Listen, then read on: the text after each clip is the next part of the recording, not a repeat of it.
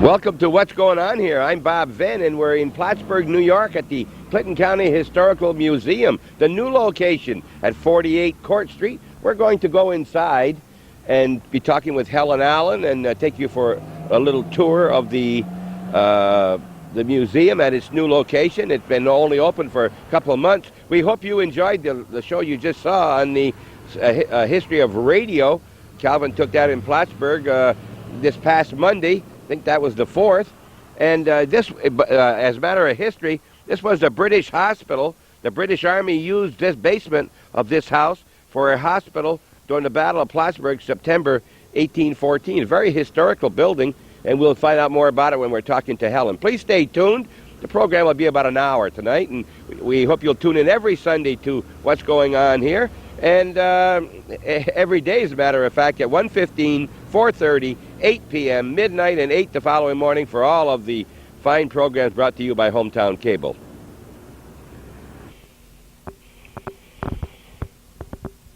Well, we're inside of the museum now, and actually the weather is nearly as nice outside as it is in here as far as temperature, and we're here to talk with Helen Allen. And we've talked with you several times, Helen. Yes, you have. And every time I want to say Alan Everest, I sometimes say Everest Allen like he was related to you or something. Maybe that's what confuses me.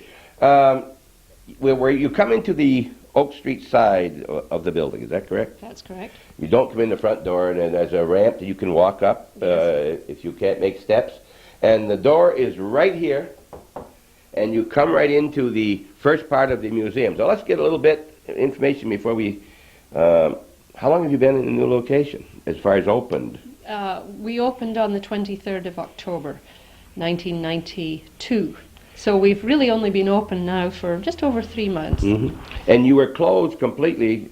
There was no access to either of the museums other than for books.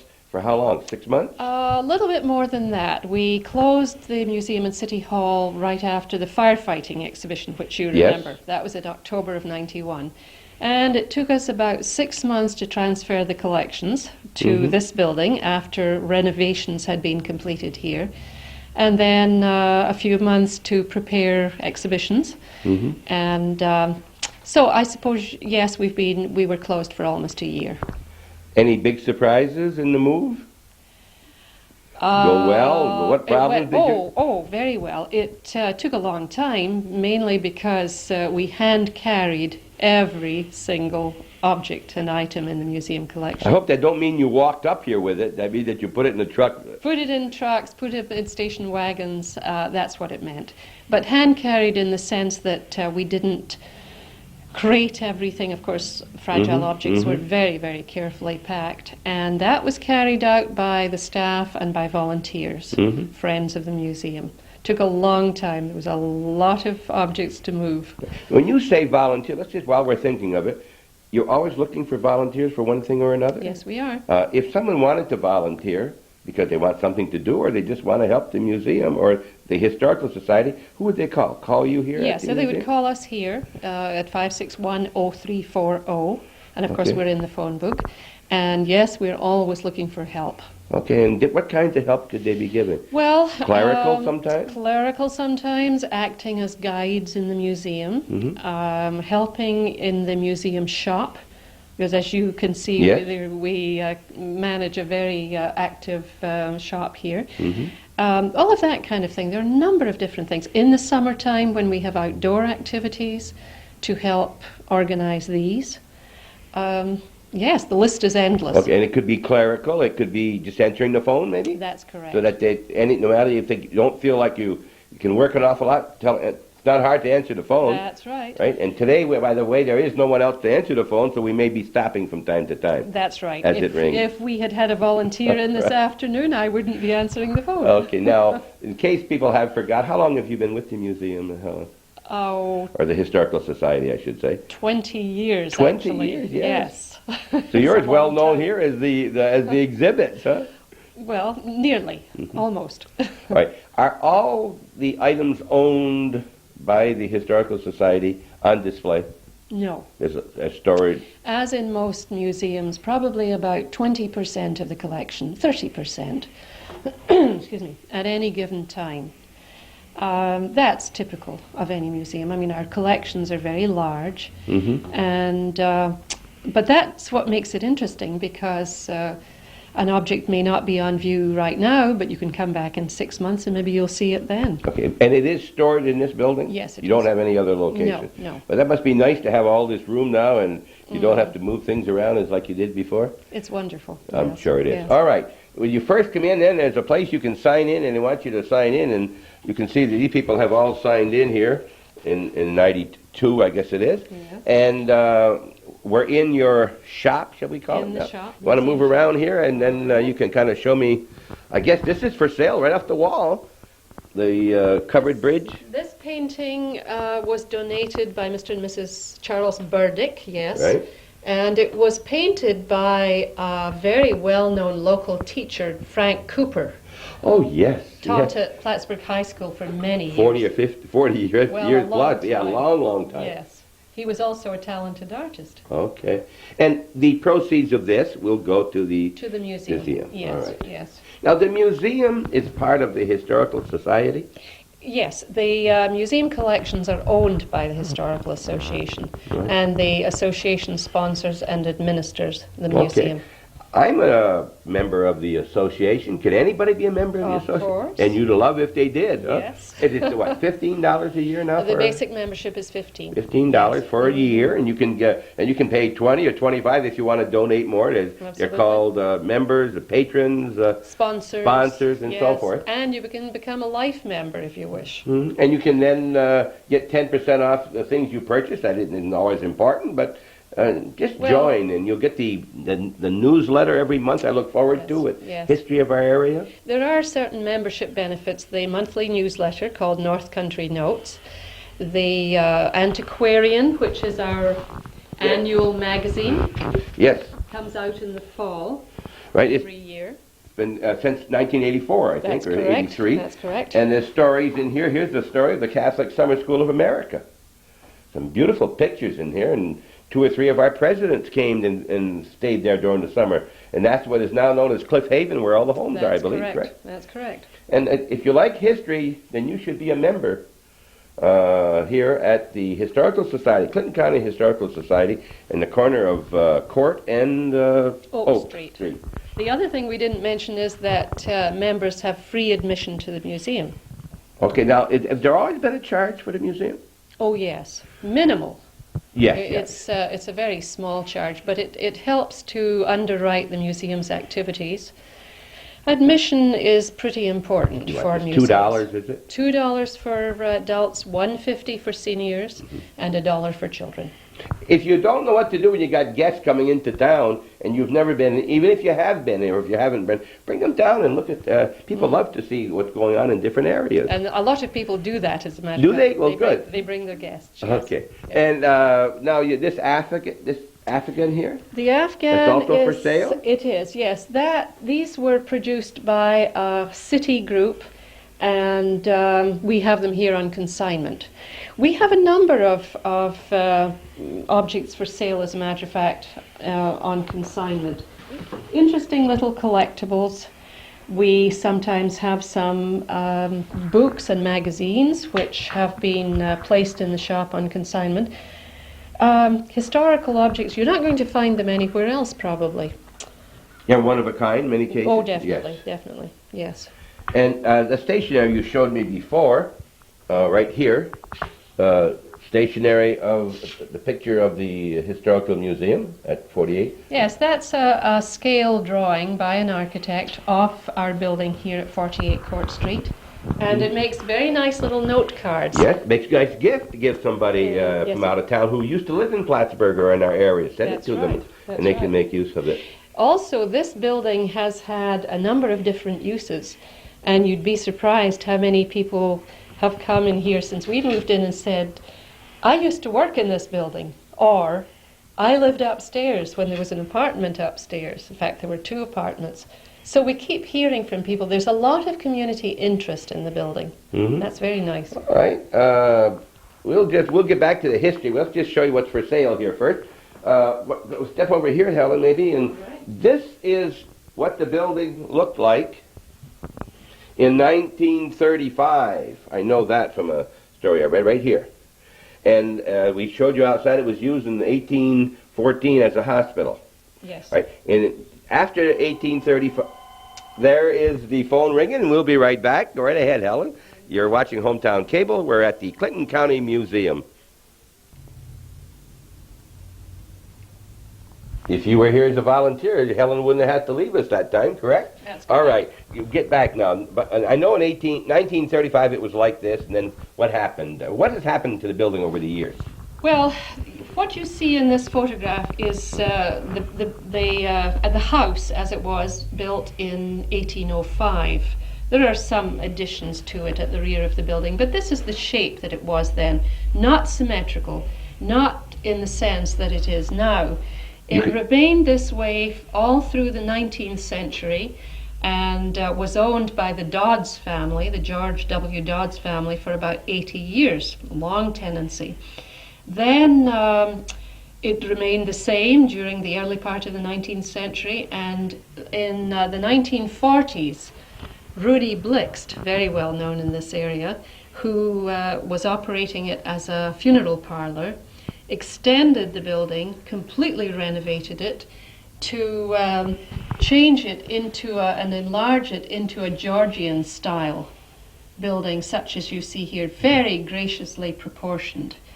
If you'll notice right here that the door was on the right side of the building. It was very little, maybe 3 feet to the east was all there was. There were 3 windows, and they made the addition from about this light right here this way, 18 feet as a matter of fact, based on the historical notes I've read. And by the way, Rudy Blitz had a funeral home named the Blitz Funeral Home, as I recall. I used to call him when I traveled with Dun & Bradstreet. He has a son named David who lives on Ridge Road in Champlain, New York, and spends so much time assisting our pastor and people in our area with his carpenter work. He's done our kitchen over in the rectory, and he's at the church all the time, and he helps my wife decorating the church and getting things ready. And we're talking about your family here, and he probably was raised here.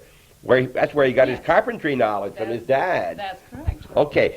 And he did some of this work himself, I understand. He right? did. Yes. He apparently worked on it quite intensively, yes. Right. And one of the things I noticed in the articles, I was reading it last night, I remember seeing it, Mr. Blitz thought that the home had a very narrow corner board. And he didn't think it looked right when he extended and made it symmetrical. And these boards on the corner now are about a foot wide, and they're grooved, and he put all those grooves in himself. He bought a tool to do it downstairs. It's in the basement, in this home. All right, and then what else has happened over the years? Well, in the very early 60s, Mr. Blixt sold the building to James A. Fitzpatrick, who used it for a number of years as his law office. Very well-known law firm in the North Country. If you don't know who James Fitzpatrick is, you know who Jim Fitzpatrick. It was Jim. Everybody knows him as Jim. He was our congressman, assemblyman for many years, and very active in his church and in the community, and a very well-loved man, by the way. Okay, no doubt about that. So, and then, after Mr. Fitzpatrick's death a few years ago, the law firm continued to operate here in this building for a few years, and then, as you know, that law firm merged with Senator Stafford's law firm and moved to 1 Cumberland Avenue, vacating this building at 48 Court Street. And you also know that at that point, the Fitzpatrick family became the benefactor of the Historical Association and made the building here available for use by the county museum.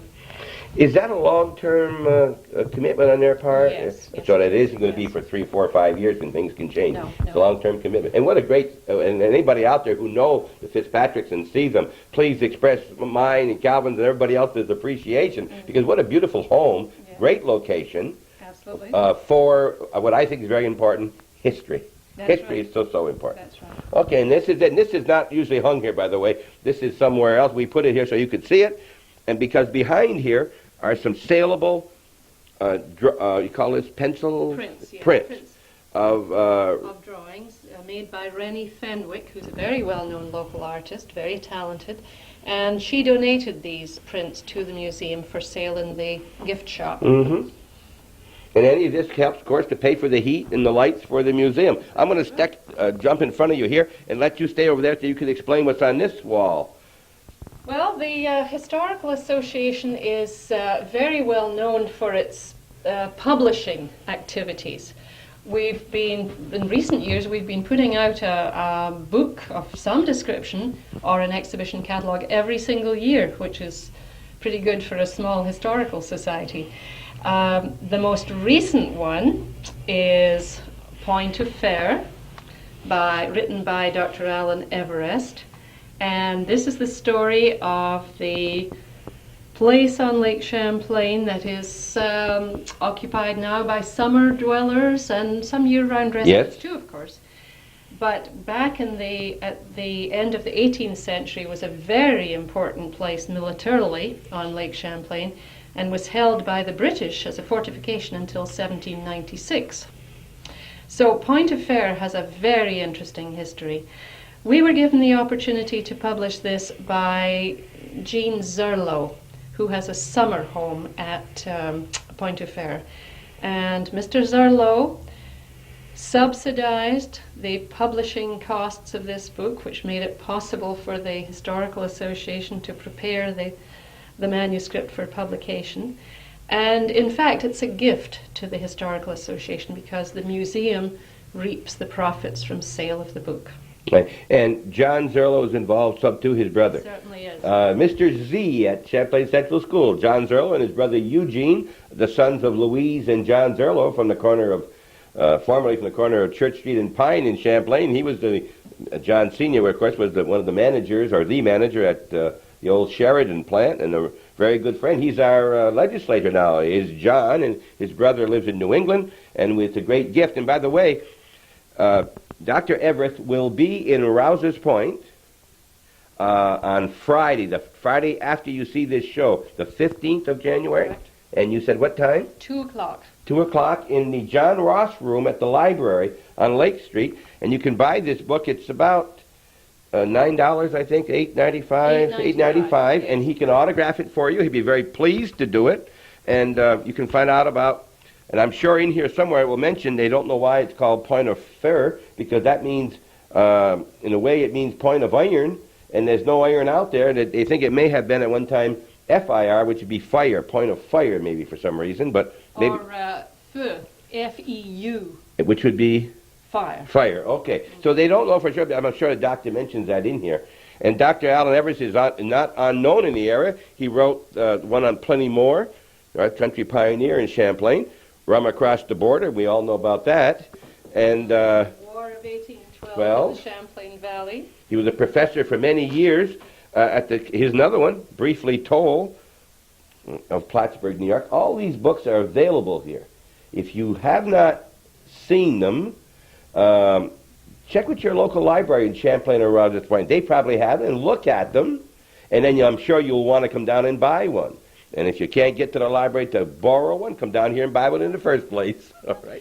And there's a book here that you can't buy anywhere else. I can't find one, mine either. I know. That's the only place you can buy is here. This is the Pictorial History of Clinton County, which was published during the county's bicentennial in 1988. Not very many copies left. It's a beautiful, fantastic book.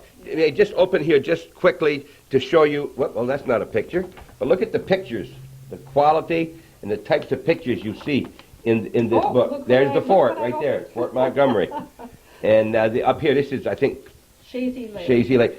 Beautiful, beautiful pictures. I showed this to Calvin the last time we were in here, and Calvin went home and he's got his. As a matter of fact, he said he may have two. The other one would probably be mine. Here's the Miner farm, Mr. and Mrs. Miner.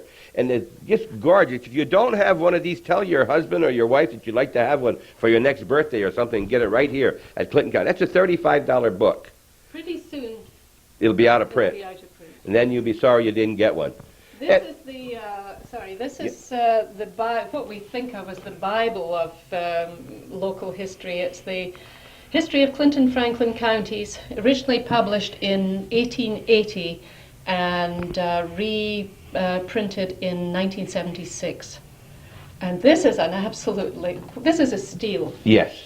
It's a beautiful hardcover book with all of the original text and drawings, plus an index. Yeah, that index didn't have, the original didn't have, and that's right. the big difference. Would you believe that this is available for $25? Yes, I had 4 of these.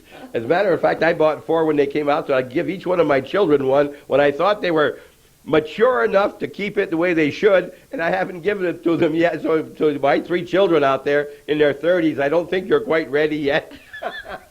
I don't know what you're doing with all these copies. Well, I just put them aside. I want to make sure that they appreciate history, because this is something that they should have the rest of their lives and for their children, because there is a story of all the different townships, and the index is terrific in it. And how are they going to start appreciating it if you don't If I don't give it it to to them? well, maybe they'll probably ask me for it now. All right. This some of the things you can get here at the library. And oh yes, oh gosh, there's one here on the Clinton Prison at Denimore. And by the way, we're trying to get together a story on the Denimore Prison one of these days. And if we did, we would look for someone who would know something about Denimore. And who would know something about the Clinton Prison at Denimore, do you think? Well, I know something about it, yeah. having written this. You wrote this book right here. Yes, I'm going to get this before I leave today. However, I don't know nearly as much as a lot of other people who've studied the history of the prison, including a number of people who worked there at one time or another. Yeah. Now, in this is prison as we would know prisons, as you think of prison back in the old days when they had the uniform that had lines on it. When someone escaped, it was hard to tell them because they all looked alike, see? They had their stripes on their uniforms. Of course, that's long passé. The Denimore State Hospital opened in 41. A great book. I knew it was available, just never got down here, but I'll have it before I go home tonight. And here's another one that the Henry Delord and his family, of course, the Kent Delord house on the Cumberland Avenue, right? Yes, that's correct. And the firefighting in Clinton County. Now, this was written by our man from Rouse's Point. Is that correct? There's a chapter relating the history of each department. Okay, all right, beg your pardon, yep. No, there is definitely one on Rouse's Point. There's another on Champlain, Chazy, Moores. They all have their history in that publication. Each department. And of course, he wrote. Go ahead. He wrote, Mr. Munifold, Jim Munifold wrote one on Rouse's Point. Rouse's Point Fire Department. In a separate book, and portions of that are in there. Right, and then this was available when they had the celebration right here. You'll notice the history of firefighting from May until October of 91, and that's when we were here last doing a story, and we were very fortunate at that time to talk with Hugh Herron, who was been a fireman for many, many years. And here's another great book, the Plattsburgh Traction Company, when the streetcars were in Plattsburgh and used to go out all the way out to what is now the community college. That's right. And this is also in my library, courtesy of my daughter Barbara, who gave me this, I think, 2 years ago. And it's just great to have. This is local history. And let's not forget Redford Glass, because Redford Glass our collection is one of the most important collections in the museum. Unique to Clinton County. We'll talk about that when we get to the Redford Glass. But here's a book here that's just $2.50. The Redford Glass period was very, very short, right, in the middle of the 1800s. 20 years of it, but it's well known throughout the United States, definitely, particularly by collectors. And in this you can read everything that you could possibly want to know and that is known about the Redford Glass. There you are. Okay. We're going to be going to another location. I'm Bob Venn. You're watching What's Going On Here. This is Helen Allen in this very pretty sweater this morning. It's very, very pretty. This afternoon, I should say, and it's on Thursday.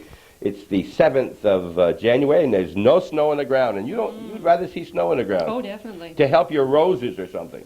Well, we could ski also, but it just doesn't seem natural in January not to have snow. You don't know how nice it was coming down here today and not have to worry about a storm, though. Oh, I agree. I like the roads to be clear, too. They're very we all clear. do. Yes. Okay. We'll be right back. Thanks for watching Hometown Cable. Well, we've been joined by another person that we thought was going to come a little later, and we were going to save this doll collection for a little later, but she's here now. And Helen, who would have to my left? We have Joan Herron, who is an expert on dolls and the history of dolls. Joan has been very helpful to us here in the museum in identifying the different dolls and toys that are on display here in the foyer gallery. I should mention that this collection of dolls belongs to the Plattsburgh Public Library, and it has been placed here in the museum on permanent loan. We're delighted by that. It's a collection of dolls that was given by Mrs. W.B. Jakes, and older residents of Plattsburgh and elsewhere will remember that Jakes Drugstore was located on Margaret Street, I believe adjacent to where Merkel's is located, and was then too. Mrs. Jakes was a doll collector and apparently had amassed a wonderful collection of dolls, and she gave them to the public library. And lots of people, including me, remember when they were on display in the library for a number of years. Mm-hmm. So this happened last summer. The museum received the collection, and we immediately thought it would make a wonderful display for the holidays. And that's when we called on Joan Herron to help us with her advice and expertise. Okay, let's find out who Joan Herron is. Now, I know one thing. I know that is Joan Then Herron. Let's not ever forget that, because we're experts, aren't we? Well, we certainly are. We certainly are. Okay. Oh, tell us who you are. Well, actually, I'm going to correct Helen. I am not an expert. I'm a collector that knows a lot about dolls. An expert collector. Yeah. All right. Okay. I've been collecting dolls for about 25 years. Okay, your mom and dad. Well, the very first auction I ever went to, I went with my grandfather. I was 12 years old. And your grandfather was Victor Venn that's right. from Saranac, yes? Yes, and he was a big antique collector, right. And it just becomes, you just go from flea markets to antiques and collectibles. Okay. So that was just and so your mom and dad were Margaret and Addison Yes. Venn. She was a teacher at Saranac, and she's retired now, and we've lost your dad, but it was Addison. Addison was my first cousin, by the way. Victor, her grandfather, and my father were brothers. So we know a little bit about each other before we start. That's right, yes. And another thing, if you watched our story at the museum on the fire, we had another expert, one of the Herons, which one reason it was easy to get Joan. She wanted to get even with her husband, you, who was our expert on the fire department that trip. That's true. All That's right? very true, yes. And you're a nurse. I'm a pediatric nurse. Okay. Only children. Is that important I say that? Yes, because I like anything child-related. Anything that's child-related, I love. My wife says I've got a childish at times, so we ought to get along well. We get along very well, Bob. Okay. Tell us, how long have you been, 25 years? 25 years, yes. My husband and I started picking up antiques because we were going to old John Rigsby's auctions, and we just began collecting, and that became a habit, a very expensive habit at that time. All right, we're not getting into where your dolls are and how many you have, but you do have your own collection of dolls. I have my own collection of dolls, yes, I do. And do you when you're collecting dolls, you can get them from all over the country? You can get just American dolls, Yes. just little dolls, big dolls? Well, one time I could get quite a few in this area because people would sell me their dolls, but now most of them are in collections somewhere, and most of them you're getting in big doll auctions in New Hampshire.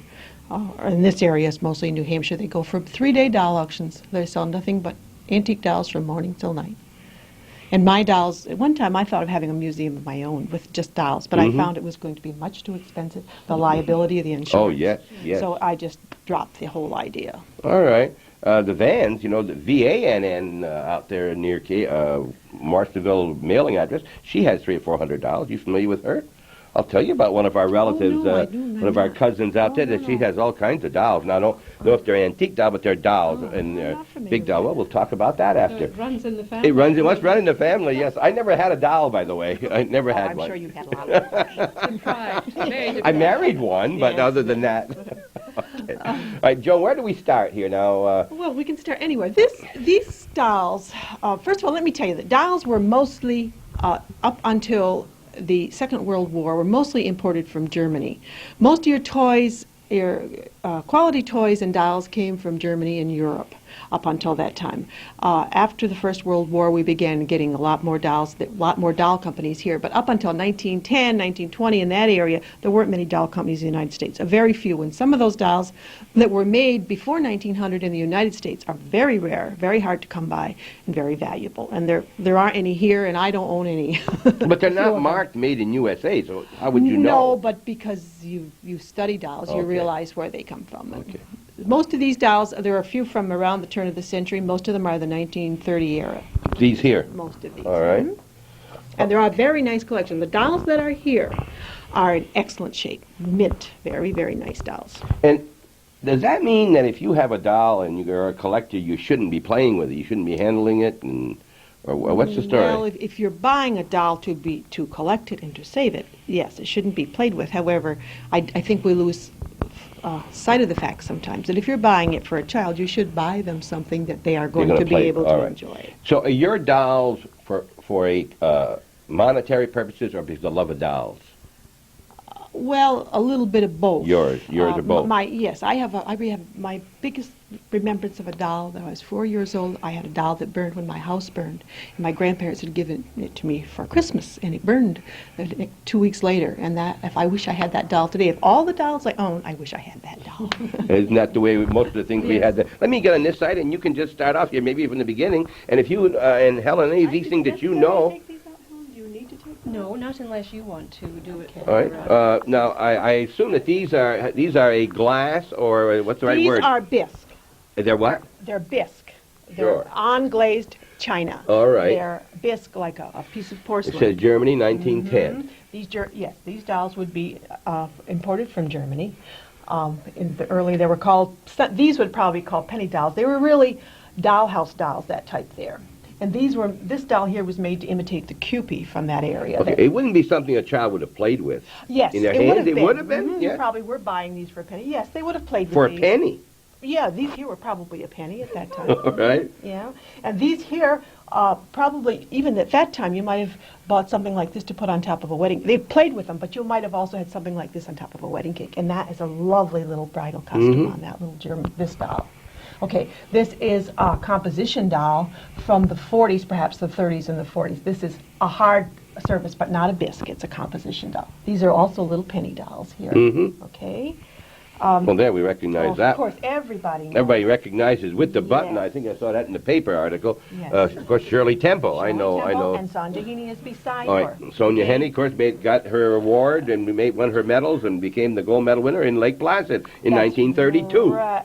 That's right. Well, actually, Sonja Heaney was produced around 1941. This was, yeah. And 1934 was the Shirley Temple doll. Sonia Henne, after skating, of course, became a great movie star. Was in movies, and that's why she was very, very popular. Now, this doll, the Shirley Temple doll, was made by the Ideal Toy Corporation, which was a New York corporation, I'm pretty sure. And that has a composition head on it, it's a hard type of material that crazes very easily. Dolls of this period don't survive in very good shape because they craze. They are affected by humidity and heat. They craze. They craze. There are little fine lines on in their face. faces. Now, there's one in that doll up there. Is that crazing, or is that hair? Oh, that's hair. That's the hair. I think that's hair. That's but hair. I doubt very much that there is any crazing on these dolls. Okay, but they were kind of check or something. In other words, you're they saying. would check or craze. All right. Right. And Okay. this one here is. Let me see. I don't remember if we didn't give a name to this one here. No. She's just a popular composition doll. Right. Were there dolls in the 1700s, 16, 17, Yes, 1800s? there were dolls, but most of them are in museums. There were dolls of wax and wood, and solid wax and poured wax over another substance. Yes, and they made them. Rag dolls, of course, were very early, and the early rag dolls that survive are very, very Now, valuable. black doll, you didn't see an awful lot. No, you didn't see until after, maybe up until the 50s and 60s you didn't see. So the dolls that survive, the composition ones that are black, are harder to find. So even the black children had a white doll. Pretty much. And they so. weren't. They Yeah, didn't make that's many right. black They didn't dolls. make I many recall. black dolls. Right. Yeah, You're right. That's very true. And this would be very common. Or it's just a cloth body on this doll with a composition head. And he's just got a pressed cloth face. And this little pilgrim man and woman are a storybook type doll that were made in the same period, and made by many companies. It's pretty hard to decide who they were. This is a lovely old German cow. I have one at my house, and I think this one originally had platform underneath it. It had a platform with little wheels on, and it has glass sides, and when you move Painted leather body, a leather yes, body. it's a leather yeah. body, and when you turn the head back and forth, it moves. Uh-huh. It's a lovely old cow. It's a very Yeah. nice piece, yes. And there's another Sonia Henney doll. I guess there's that one for down. No, that's her. Excuse me. That's this that one. over there. Okay. Yeah, this is a boudoir doll. It's a Harlequin type doll. They are a cloth body doll with a pressed face, just like a pressed cloth face, and those are very popular in the 20s. You remember the floppers? These were very popular in the 20s. I remember reading. I wasn't here in those Remember 20s. about- See, that's right, Yeah, Bob. be careful. Don't That's right, mislead Bob. these people No, on the. I'm sorry. I didn't mean to do Okay. that. All right. Okay, Joe. This is another composition type doll. We called her Miss Liberty. She has no marks on her, but she's another composition doll from about the same period. This is a German bisque doll. Now this could be, it's probably, I can't remember who made it. Simon Halbig. That was one of the big German makers, probably around 1890. The hair was very impressive. This one here is a mohair wig. You might have found real hair, you might have found human hair wigs, or mohair was very popular in that time. And this one here has its original mohair wig, and I'm sure the original clothes. Of course, interesting down here when you see this as a horn back there and marble nice box. old marble solitaire game. Yeah, it's just it goes well with the display. Right. Very, very This is nice. this is a nice little composition doll. But what's so nice about this is it has all the bassinet is all original. It's a beautiful little toy, and such nice shape to survive with the original clothes. It makes a big. If you have this doll and it doesn't have the original clothes, you don't have near the value you have when you Say that again. a doll. Any one of these dolls with the original clothes is much more valuable with. Then the clothes that my grandmother made for my That's sister. right. to put Well, with her, if you know. the doll was sold as a head and a body, and Grandma made the clothes, but they're original, they're still Oh yeah, but valuable. they made her extra clothes so Right. she could change. That's right. You know. Now, these dolls. Do you have any like the ones in here? Oh yes, You but do most it. of my dolls are bisque. Most of my dolls are German bisque. I don't have many of the. I really have more of the earlier ones. Okay. Me, Yes, Bob. Helen. We might like to point out before we leave this case that although most of these dolls are from the public library collection, there are one or two of the toys which are not. The steamboat called Priscilla, which is on the bottom shelf, belongs to the museum, as does the horn. Now that's iron, isn't it? That's an Yes, iron. I mean, that yes. isn't just a tin. That's No, cast iron. cast iron. So that's a very valuable one. The painted cow that Joan was describing belongs to Randy Beach, who loaned it to the museum for this exhibit. Is he the new president of the Historical Society? No, I just saw where he he is a past president. I know he and passed. he's on the board of directors. Okay. Yes, correct. He also owns the marble game, Okay. marble solitaire. Very unique on- house and yard he has, or he lives too, In up on the off Altona. Yes. That's right. He was very generous and kindly loaned, and he also, and we'll go into that when You you ought go to get into him to loan you that nice old car he has too. I'm sure he has. He has a nice old car that he Yeah, uses he in the has- parades. I think he has more than one. Well, right. We're going to take a short break, and we'll be right back. We're at the Clinton County Historical Society, and right now we're talking to Helen Allen and our close to expert, Joan Herron, who's telling us about the dolls, and we'll talk about the Seven Dwarfs in just a minute. We're in the other half of the big case on the wall at 48 Court Street. And Joan, we're looking at bigger dolls here. Now, these are... Well, these here are. There's one German bisque one. This is another German bisque one that was made probably around 1890, 1900. That's also unglazed china with a composition body. That's an all-jointed body. In the very beginning when they started making the French dolls, they were the French bisque. They were very valuable. The French bisque, which I have none of, are today going for around... So it's not unusual to have a French bisque doll go for $30,000, $40,000. They were often sold with complete trunks of clothes. They were the Barbie doll of 1860. You know, and so the 1960 Barbie doll today has risen with all its clothes. Well, the French bisque doll from 1860 is the same category at that time. There's not a shortage of dolls. there's a shortage of maybe certain kinds of dolls. Well, there's a shortage of French bisque because they were very good quality. Yeah. They were very expensive at that time. Where the German bisque doll probably sold for $2 or $3, the French bisque doll probably sold for 12 or 13. Okay. So we're talking. Yeah, but when you talk about going to New Hampshire for 2 or 3 days sale, and they sell only dolls, you've got to have a lot of dolls. Well, you are going to see French bisque dolls, but however, I don't. Oh, I don't have- mean just all Yeah. kinds of dolls. They're going to I have mean, all yeah, kinds, okay. right? Now, bisque is referring to the material for the head. Glazed china, All right. really. Yeah, Now- that's the material. When we value a doll, pretty much, and we talk about what it's made of, we're talking about the head and shoulders. All right, so that the arms could be different materials. That's Some right. cases. They were sometimes wood, they were sometimes cloth, they were composition, as this one is. All right, in this case, is this bisque arms too? No, this is a composition Okay. body. This is a jointed body. Mhm. And it has the bisque head and shoulders, okay? It's Mhm. placed on this composition body, and the arms and legs all articulate. That's got an original mohair wig, and I'm sure the original dress. Okay. And this is a pressed cloth body, probably, or a doll, probably from the 40s. I don't believe we would find the manufacturer unless we researched it a lot, but that has the Mhm. original clothes on And it. that's the cloth? Cloth body, and it's Cloth. a pressed cloth face. Face. Hmm.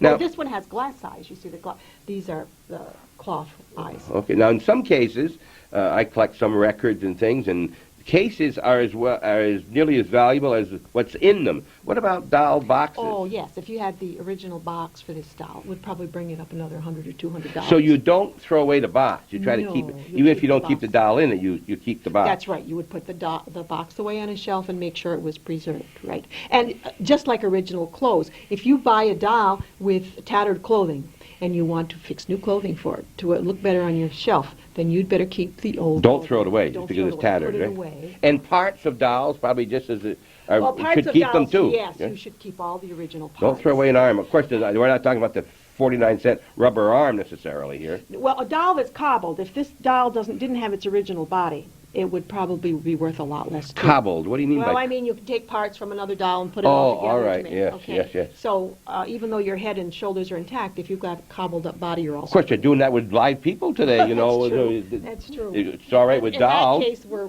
improving those people, though. I've got all my own parts. Have you? Yeah. Congratulations. Okay. Congratulations. All right. We go down here now. Of course, this is a whole set right here, I guess. huh? Yes, this is Snow White and the Seven Dwarfs. And these were made by the Knickerbocker Toy Company. Now, in the 30s, the late 30s, there were many companies that made Snow White and the Seven Dwarfs. But this one happens to be Knickerbocker, and they were they were in cooperation with Disney when they produced Snow White and the Seven Dwarfs. Any one of these dolls by themselves is collectible, but to have the whole group of them all mint and intact with the original Snow White makes it much more valuable. Mm-hmm. And then we got some smaller ones up here. Right? These are the little storybook type dolls.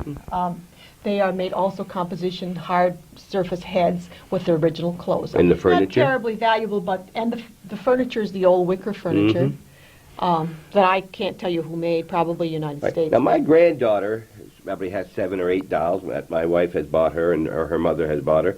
And they have the porcelain head, and I guess the rest of the body is whatever it is. But is that a new thing, porcelain heads? Yes, oh yes, they're making lots of porcelain dolls today. They're trying to, in some of the new individually crafted dolls, the artist dolls are being made in porcelain, and they are very, very valuable because they're just a limited number of them. So they might be selling for $300 and $400 a piece, and then after they only make 100 of them, then they can continue to rise, of course. Is it hard for you to find dolls today, the type you're looking for? Well, I wouldn't do it again today because I couldn't afford it. Oh, you're saying you got yours at the right time. I got mine well, when- you know, your grandfather had a lot of things that he got at the right time way back, right? Yes. I couldn't, back when I started collecting, you could buy this doll at a reasonable price. Today, it's a rich man's hobby, I Well, find. I think it's like that with most things that you collect today, you know, including That's true. baseball cards, and they're That's saying true. now that people are still buying cards, and they're making 6 and 7 million of them now, and they aren't going to be worth the value No, that the they others, aren't. you know. But doll collecting is, I think, still the third largest hobby in the United States. Well, I think it's still, there's a little bit of your childhood you're getting back to, right? The grandmother wants her granddaughter to have the pleasure of this doll and not just be playing Nintendo. Well, we also have a lot of men collectors in the United States today. You do? Oh, yes. Of imitation dolls or real dolls? Well, I think mostly the real dolls. Yeah? But no, there are many big Is doll that right? collectors in the United States that are putting a lot of money in the antique dolls or men. Okay, well, all right, getting on the bottom here, we're getting a little bit of assortment of different things. You got a little xylophone in a cardboard box. Right, and you've got a nice little slate Mhm. from the early 20th century. Now, these are And representing... these are the little Middle Eastern man and woman with cloth bodies, made in Jerusalem. They're marked on them, but they're Yep. made in Jerusalem with their original clothes on. Very interesting little, for the ethnic value of them, they're beautiful shape, and very nice shape. And a few little children's books that go along with the period, and then... And these are nice little composition Chinese boy and girls, and they're probably made also in the 30s, and with your original clothes on, yes. Yep. And the little tool chest over here to the right. It's from the 20s, and it's got contains 23 articles. It's the boys' national tool chest, and isn't it nice? Yeah, you look at the corners. I mean, that's dovetail. That's not what you'd call the normal toolbox that you would get. Lovely. No way. And the doll on the end, is that... It's another composition doll with an unknown maker that were made around the 30s and the 40s. Many, many manufacturers made them. All right, well, I'm thinking, and I have read, that dolls, there are several, in addition to your collection here, there's a large museum, a large collection over in the Shelburne Museum. A very large And collection. nice collection over there. Very, very nice collection. If you want to study dolls, it's a nice, but you have to keep going back to the books. There's another very large collection in Rochester at the Strong Museum, and that has an absolutely wonderful collection. I've of heard dolls. about them. As a matter of fact, I don't know where, not long ago, and they've got into the 20s, thousands of dolls, right? This was one lady that One lady amassed had all those. these things.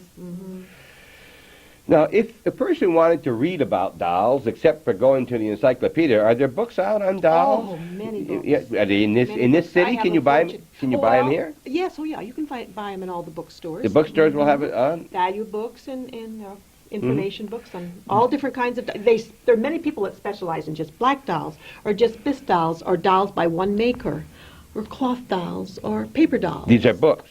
Oh, paper dolls. Yes, you don't have a paper doll in here, No, sorry. right? Because I know that I can remember those when you cut them out and put the clothes on and fold over the bag.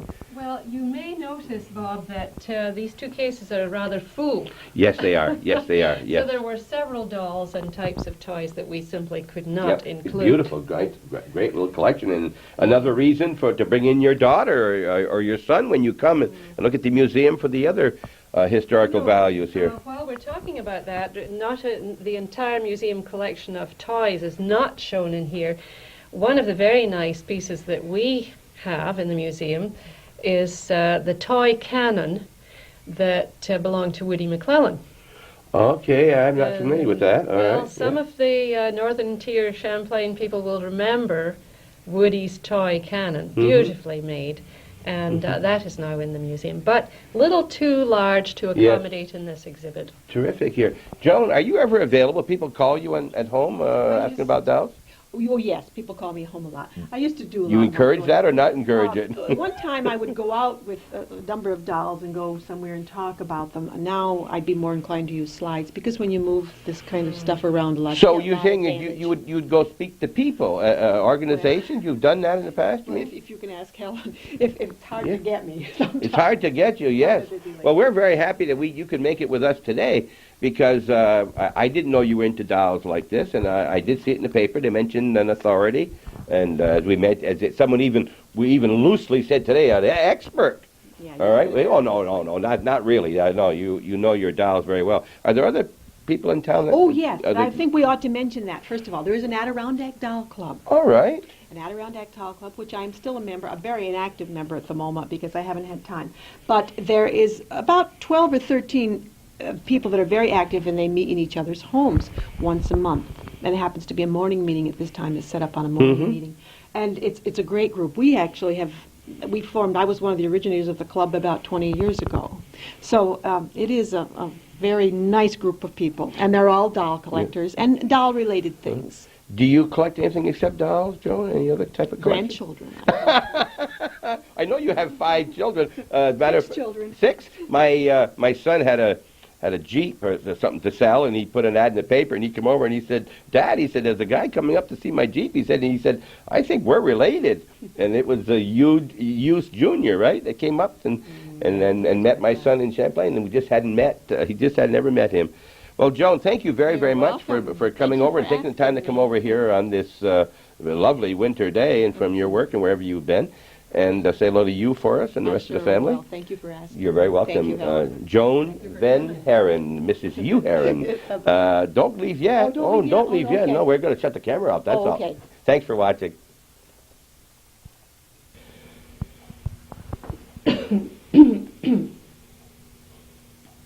Hello, everybody. Welcome to What's Going On Here. I'm Bob Venn, and I'm standing with Helen Allen, the Director at the Historical Society building at 48 Court Street in Plattsburgh, corner of Brinkerhoff. No, corner of Oak. Corner of Oak. It's not very far from Brinkerhoff. And you saw the show last week, I hope, and we couldn't get it all on, so we're going through the rest of the tour today. Please stay with us. We'll be on here for an hour or so. And thanks for watching Hometown Cable.